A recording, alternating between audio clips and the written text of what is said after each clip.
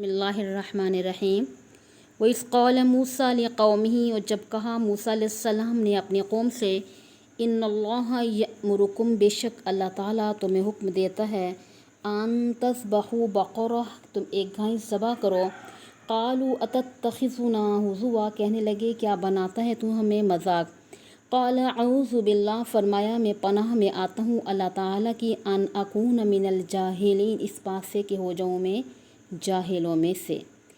قالوا ادع لنا ربک، کہنے لگے دعا کر اپنے پروردگار سے ہمارے لیے، یبین لنا ما ہی، بیان کرے وہ ہمارے لیے وہ گائیں کیسی ہو۔ قال انہ یقول، فرمایا موسیٰ علیہ السلام نے، بے شک اللہ تعالیٰ فرماتا ہے، انہا بقرۃ، بے شک وہ گائیں، لا فارض ولا بکر، نہ بوڑھی ہو اور نہ بالکل نو عمر، عوان بین ذالک، اس کے درمیان میں ہو۔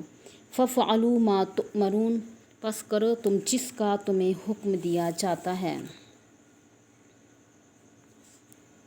اب اس واقعے کے دو اجزاء ہیں، ایک اصل قتل جس میں مقتول کا حق ضائع ہوا، اور دوسرا جو سے اللہ تعالیٰ کا حکم ہے کہ ان اللہ یأمرکم ان تذبحوا بقرہ، کہ اللہ تعالیٰ حکم دیتا ہے کہ گائیں ذبح کرو۔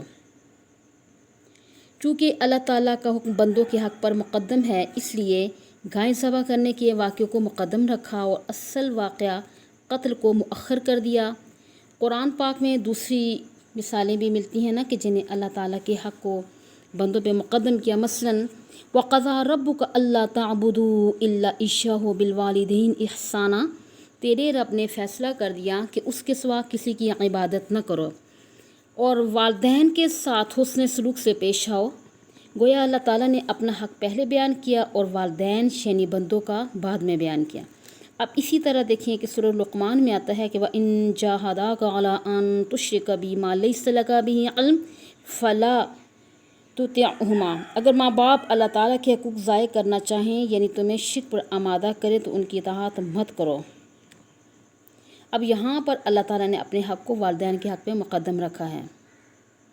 اب اس واقعے میں بھی اللہ تعالیٰ نے ذبح گائے کو مقدم رکھا، یہ اس کا اپنا حق ہے، اور مقتول کے حق یعنی دیت یا قصاص وغیرہ کو مؤخر رکھا ہے۔ اب اس واقعے میں حیات بعد الممات کا مسئلہ بھی حل ہوتا ہے کہ کذالک یحیی اللہ الموتیٰ، کہ جس طرح اللہ تعالیٰ نے معجزانہ طور پہ اس مردہ کو دوبارہ زندہ کر دیا اور اس نے اپنے قاتل کی نشاندہی کر دی، اسی طرح اللہ تعالیٰ قیامت کے روز تمام مردوں کو دوبارہ زندہ کر دے گا۔ تو پھر حساب کتاب، جزا اور سزا کے تمام واقعات پیش آئیں گے۔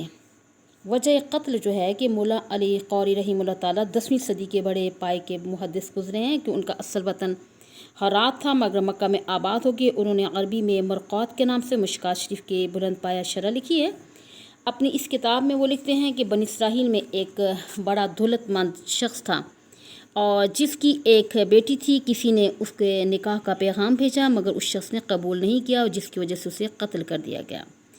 عام طور پہ مفسرین کرام وجہ قتل یہ بیان کرتے ہیں کہ عامیل نامی ایک دولت مند شخص تھا جو کہ لا ولد تھا، اس کے بھائی کے لڑکے اس کی جائیداد کے وارث تھے۔ بہرحال اس کے بھتیجے اس طاق میں تھے کہ یہ مرے تو اس کی جائیداد پہ قبضہ کریں۔ شاہ عبدالعزیز محدث دہلوی لکھتے ہیں کہ اس شخص کے بھتیجے مناسب موقع کی تلاش میں رہے، آخر ایک دن اسے کسی کام کے بہانے گئے اور دوسری جگہ لے گئے اور ویرانے میں جا کے قتل کر دیا۔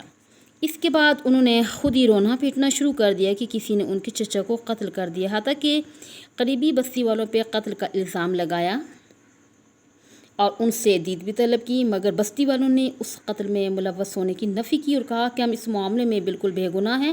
فَادَّارَأْتُمْ فِيهَا میں یہی بات بیان کی گئی ہے، تم قتل کا الزام ایک دوسرے پہ لگا رہے تھے۔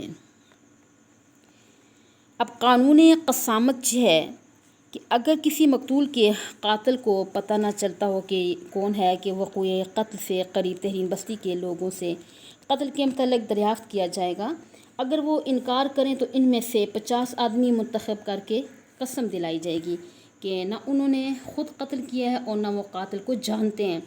ایسا کرنے سے وہ لوگ قتل کے الزام سے تو بری ہو جائیں گے، تاہم انہیں مقتول کے ورثاء کو دیت یعنی خون بہا دینا پڑے گا۔ اس واقعے کے متعلق مفسرین کرام کی مختلف آراء ہیں کہ بعض کہتے ہیں کہ قتل کے اس واقعے کے بعد بنی اسرائیل میں قسامت کا قانون رائج تھا، جس کا ذکر تورات میں بھی موجود ہے اور یہ ہماری شریعت میں بھی موجود ہے۔ یعنی بنی اسرائیل کا قانون قسامت یہ تھا کہ قاتل نامعلوم ہونے کی صورت میں وقوع کی قریبی بستی سے معتبرین کو نکالا جائے گا، اور وہ لوگ گائیں یعنی جس نے نہ ہل چلایا ہو بلکہ درمیانی عمر کی ہو، بے عیب ہو، وہ لوگ گائیں کو پاس بہنے والی ندی پہ لے جا کر اس کی گردن توڑ دیں، اور پھر خاندان کے کاہن اس پر کچھ پڑھائیں اور 6 لوگ اس ندی پر اپنے ہاتھ دھوئیں اور یوں کہیں کہ اے پروردگار، ہم اس خون سے بری ہیں، نہ ہم کو علم ہے کہ یہ خون کس نے کیا ہے۔ تو جب وہ ایسا کریں گے تو اللہ تعالیٰ ان کو معاف کر دے گا۔ بہرحال بعض دوسرے مفسرین کرام فرماتے ہیں کہ جس وقت قتل کا یہ واقعہ پیش آیا اس وقت تک تورات نازل ہی نہیں ہوئی تھی، اور چونکہ ان کے پاس اس مسئلے کا حل موجود نہیں تھا، اس لیے وہ موسیٰ علیہ السلام کے پاس آئے، اور آپ اللہ تعالیٰ کے نبی بھی تھے اور ظاہری طور پر حکومت بھی موسیٰ علیہ السلام کی تھی۔ بہرحال آپ نے ان لوگوں کو فرمایا کہ بھائی ایک گائے ذبح کرو، تمہارے مسئلے کا حل نکل آئے گا۔ صحیح حدیث میں آتا ہے اگر بنی اسرائیل اس وقت لیت و لال نہ کرتے تو بلکہ کوئی بھی گائے ذبح کر دیتے تو بات بن جاتی، مگر ان کی طبیعت میں تعمق تھا، وہ بال کی کھال اتارنا جانتے تھے۔ انہوں نے پیغمبر کا حکم ماننے کی بجائے طرح طرح کے سوالات کرنے شروع کر دیے۔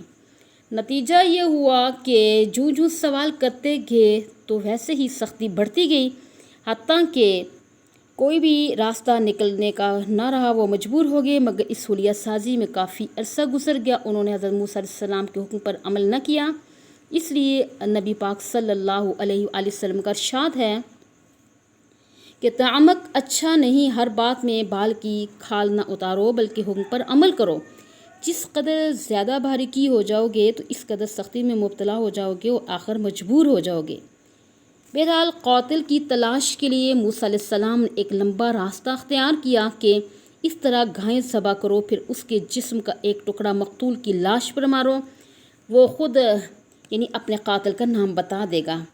حالانکہ موسیٰ علیہ السلام اللہ تعالیٰ کے نبی تھے اور انہیں بذریعہ وحی بھی قاتل کی خبر مل سکتی تھی اور ان کو بتا سکتے تھے۔ اس کے متعلق مفسرین کرام فرماتے ہیں کہ اسرائیلیوں کے دماغوں میں تعمق بھرا ہوا تھا، اگر موسیٰ علیہ السلام براہ راست قاتل کی نشاندہی کر دیتے تو قوم بگڑ جاتی۔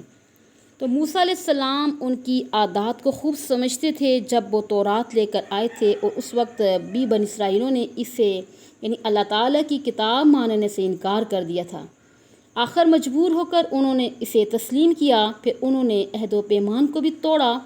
جب ان پہ جبر کیا گیا تو کوہ طور ان کے سروں پر معلق کر دیا گیا، پھر وہ راہ راست پر آئے اور تورات پر عمل کرنے کا وعدہ کیا۔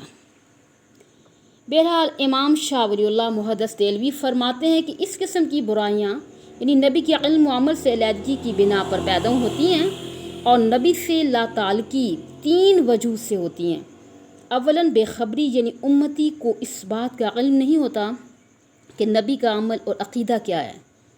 ثانیاً یہ کہ طبیعتوں میں بگاڑ پیدا ہوتا ہے، امتی اثر راستے سے بھٹک جائیں تو پھر نبی سے تعلق کمزور پڑ جاتا ہے۔ تیسری وجہ ماحول کا اثر ہے، جب لوگ معاشرے کے دیگر لوگوں سے متاثر ہو کر ان کا طریقہ اختیار کر لیں تو پھر بھی اپنے نبی سے قطع تعلقی پیدا ہوتی ہے۔ بنی اسرائیل میں یہ تینوں بیماریاں موجود تھیں جن کی وجہ سے وہ حضرت موسیٰ علیہ السلام سے بات بات میں تکرار کرتے تھے، حجت بازی اور حلیہ بازی کرتے تھے، اللہ تعالیٰ کے احکام کو ٹالنے کی کوشش کرتے تھے۔ یہ بیماریاں آج امت محمدیہ میں بھی موجود ہیں۔ حضور صلی اللہ علیہ وآلہ وسلم نے فرمایا کہ لَتَتَّبِعَنَّ سُنَنَ مَن كَانَ قَبْلَكُمْ، یعنی اے میری امت ایک وقت آئے گا جب تم بھی پہلی قوموں کی طرح ہو جاؤ گے۔ اللہ تعالیٰ ان کمزوریوں سے محفوظ رکھے، ہم سب کو نبی پاک صلی اللہ علیہ وآلہ وسلم کی صحیح اتباع کی توفیق عطا فرمائے۔ ارشاد باری تعالیٰ ہے وَإِذْ قَالَ مُوسَىٰ لِقَوْمِهِ إِنَّ اللَّهَ يَأْمُرُكُمْ أَن تَذْبَحُوا بَقَرَةً۔ اس واقعے کو یاد کرو جب موسیٰ علیہ السلام نے اپنی قوم سے کہا کہ اللہ تعالیٰ تمہیں حکم دیتا ہے کہ گائیں ذبح کرو۔ بقرہ کا لفظ عربی زبان میں عام طور پر گائیں پہ بولا جاتا ہے، مگر یہ لفظ اس میں جنس کے طور پر بھی اختیار کیا جاتا ہے، یعنی کہ نر اور مادہ یا گائیں بیل دونوں پر استعمال ہوتا ہے نا۔ بعض کہتے ہیں کہ جس جانور کو اللہ تعالیٰ نے ذبح کرنے کا حکم دیا تھا وہ گائیں نہیں بلکہ کیا تھا، بیل تھا۔ پھر حضرت موسیٰ علیہ السلام نے قوم کو سمجھایا، اللہ تعالیٰ یہ حکم دے کر یعنی کہ تمہارے مسئلے کا حل فرماتا ہے کہ تم حکم کے مطابق گائے یا بیل ذبح کر کے اس کے گوشت کا ٹکڑا مقتول کے جسم پر لگاؤ تو یہ زندہ ہو کر خود اپنے قاتل کا نام بتا دے گا۔ مگر وہ ظالم قوم تعمیل حکم کی بجائے کہنے لگی، اے موسیٰ علیہ السلام، قالوا اتتخذنا ہزوا، کیا آپ ہمارے ساتھ مذاق کرتے ہیں؟ بھلا ایسا بھی کبھی ہوا کہ مردہ دوبارہ زندہ ہو جائے اور اپنے قاتل کی نشاندہی کرے؟ یہ تو آپ ہمارے ساتھ کیا کر رہے ہیں؟ مذاق کر رہے ہیں۔ اب ہزواً مصدر یعنی کہ مصدر مبنی للمفعول ہے نا، کہ لفظی معنی یہ ہوتا ہے کیا تو ہمیں مذاق کیا ہوا بناتا ہے؟ یوں کریں۔ دیکھیں کہ حضرت موسیٰ علیہ السلام اللہ تعالیٰ کا عظیم اور صاحب کتاب نبی ہے، مگر قوم اس قدر بگڑی ہوئی ہے کہ معجزے کا انکار کر رہی ہے، حالانکہ تھوڑا عرصہ قبل ہی کہ حضرت موسیٰ علیہ السلام کے ہاتھ پہ کئی ایک معجزات کا مشاہدہ کر چکے ہیں۔ اللہ تعالیٰ نے ہمیں یعنی کہ ان لوگوں کو فرعون کی غلامی سے نجات دلائی، اور پھر یہ 40 سال تک صحرا میں سرگرداں پھرتے رہے، من و سلوہ کھاتے رہے، اور پانی کے لیے 12 چشمے جاری ہوئے، اور اس کے باوجود مزاج فاسد ہے۔ تو بہرحال صاف کہہ دیا کہ موسیٰ علیہ السلام، کیا تو ہمارے ساتھ مذاق کرتا ہے؟ حضرت موسیٰ علیہ السلام کو اس بات پر سخت غصہ آیا تو فرمایا کہ اعوذ باللہ ان اکون من الجاہلین، کہ میں اللہ تعالیٰ کی پناہ چاہتا ہوں اس بات سے کہ جاہلوں میں سے ہو جاؤں۔ اے نادانو، تم کیسی باتیں کرتے ہو کہ میں اللہ تعالیٰ کا نبی ہو کر اللہ تعالیٰ کا حکم سنا رہا ہوں اور تم کہتے ہو کہ مذاق کر رہا ہوں؟ یہ تو جاہلوں کا کام ہے، اسی لیے ہماری شریعت میں مذاق حرام ہے۔ سورۃ حجرات میں آتا ہے نا کہ لا یسخر قوم من قوم، کوئی قوم کسی قوم سے مذاق نہ کرے۔ یہ ہنسی مذاق جس سے دوسرے کی تحقیر ہوتی ہے وہ سخت منع ہے۔ ہاں، ایسا مذاق جس سے دوسرے کی تحقیر کا پہلو نہ نکلتا وہ جائز ہے، تاہم اس کی بھی زیادتی بھی مناسب نہیں ہے۔ یعنی صحابہ کرام فرماتے ہیں نا کہ بعض اوقات حضور صلی اللہ علیہ وآلہ وسلم ہمارے ساتھ خوش طبعی بھی فرمایا کرتے تھے۔ ہم نے عرض کیا کہ آپ اللہ تعالیٰ کے رسول ہو کر خوش طبعی کرتے ہیں؟ تو آپ نے فرمایا، ہاں میں خوش طبعی کرتا ہوں، مگر میری خوش طبعی اور عام لوگوں کی خوش طبعی میں بنیادی طور پر فرق ہے۔ اللہ اقول الا حق، کہ میں حق کے بغیر کچھ نہیں کہتا، خواہ خوش طبعی ہی ہو۔ حدیث شریف میں موجود ہے، ایک شخص حضور صلی اللہ علیہ وآلہ وسلم کی خدمت اقدس میں حاضر ہوا اور عرض کیا، حضور میں جہاد میں شریک ہونا چاہتا ہوں، مگر میرے پاس سواری نہیں ہے، اور آپ نے ارشاد فرمایا تو میں اونٹ کے بچے پر سوار کر دیں گے۔ اس نے سمجھا کہ شاید حضور اونٹ کا کوئی چھوٹا بچہ عنایت فرمائیں گے، کہنے لگا، مگر میں اس پر سواری کیا کروں گا؟ اس کی تو حفاظت کرنی پڑے گی، نہ معلوم کتنے سال بعد وہ بچہ سواری کے قابل ہوگا۔